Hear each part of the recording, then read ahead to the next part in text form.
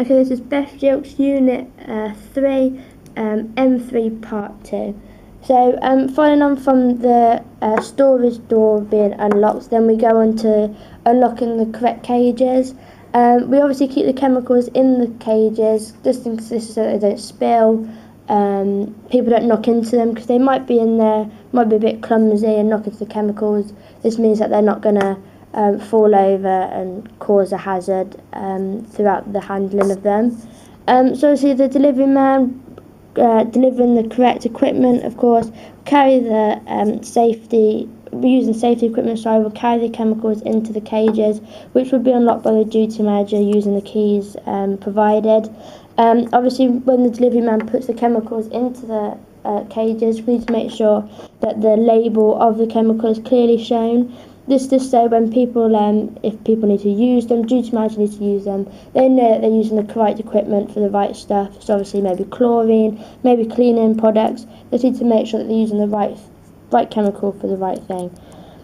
Again, duty manager will be involved for this. He's got the keys to the cages, and the delivery man, he needs to be responsible, as well as the duty manager, to make sure that all the labels are shown throughout the chemicals.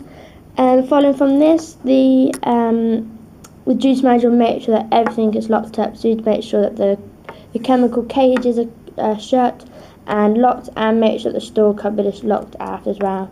This is just because we want to make sure that if the public don't get in, there's no entry signs, making sure the correct signs are delivered, make sure that people know that there are hazardous equipment in the building and in that storeroom. Again, this will be the duty manager's responsibility, because we need to make sure that the duty manager knows that all these chemicals are hazardous. We need to make sure that they're taking into account the customer as well as the staff health and safety. So after this, once the chemicals are all shut up, all locked, doors are shut, the delivery man will then ask for the duty manager's signature. We always ask for the duty manager because this is the guy that's done all the chemicals with him, so they know that they've been safely delivered. So instead of getting just a receptionist, as we don't know where they've put them, we know that the duty manager knows that they're safely put away. So once this has been filled out, signed by the duty manager himself, we get a copy of the report, and also the report is kept by the delivery man as well.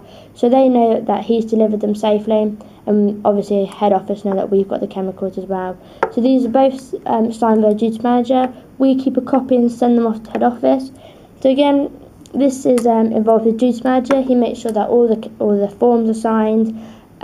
Head office are also involved for these ones that receive the chemical deliveries, which are then filed away up in head office, and the delivery man is also responsible for making sure that they're all signed, and just make sure that he's got his back covered, that they know that the chemicals have been safely delivered. And finally, in some cases, if they're quite important chemicals, quite hazardous, the duty manager may get a copy of the report just to file away in the back office that we have.